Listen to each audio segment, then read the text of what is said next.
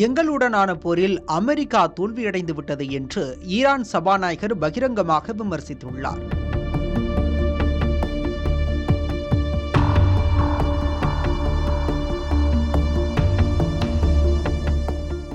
பாகிஸ்தான் தலையீடு காரணமாக சுமார் ஒரு மாதத்துக்கு மேல் நடைபெற்ற அமெரிக்க ஈரான் இடையான போரில் 10 நாட்கள் போர் நிறுத்தம் ஏற்பட்டது. ஆனால் அதன் பின்னர் நடைபெற்ற பேச்சுவார்த்தை தோல்வியை தழுவிய நிலையில் எந்நேரம் வேண்டுமானாலும் போர் மீண்டும் வெடிக்கலாம் என்ற அச்சம் எழுந்தது. இந்த சூழலில் ஈரான் மீண்டும் ஹோர்முஸ் நீரிணையை முடக்கிய நிலையில் ஈரானுக்கு ஆதரவான கப்பல்கள் வெளியேற முடியாமல் அந்த பகுதியில் தனது கடற்படை கப்பல்களை கொண்டு வந்து நிறுத்தியுள்ளது. இதனால் உலகளாவிய எண்ணெய் வர்த்தகத்தில் பெரும் பாதிப்பு ஏற்பட்டுள்ளது. எனினும் தற்போது வரை பாகிஸ்தான் தலையீட்டின் பேரில் போர் நிறுத்த பேச்சுவார்த்தை தொடர்ந்து வருகிறது. இந்த நிலையில் ஹோர்முஸ் நீரிணை மீதான அமெரிக்காவின் முற்றுகை நடவடிக்கை முட்டாள்தனமானது என ஈரான் நாடாளுமன்ற சபாநாயகர் முகமது பாகர் காலிபாஃப் கூறியுள்ளார். இதுகுறித்து பேசிய அவர், அமெரிக்காவுடன் பேச்சுவார்த்தை தொடர்ந்து வருகிறது என்றாலும் இறுதி உடன்பாட்டை எட்ட இன்னும் நீண்ட தூரம் செல்ல வேண்டியுள்ளது என்றும், இரு நாடுகளுக்கும் இடையே இன்னும் சில அடிப்படை விஷயங்களில் பெரிய அளவில் கருத்து வேறுபாடுகள் உள்ளது என்றும் கூறியுள்ளார். மேலும் அமெரிக்கா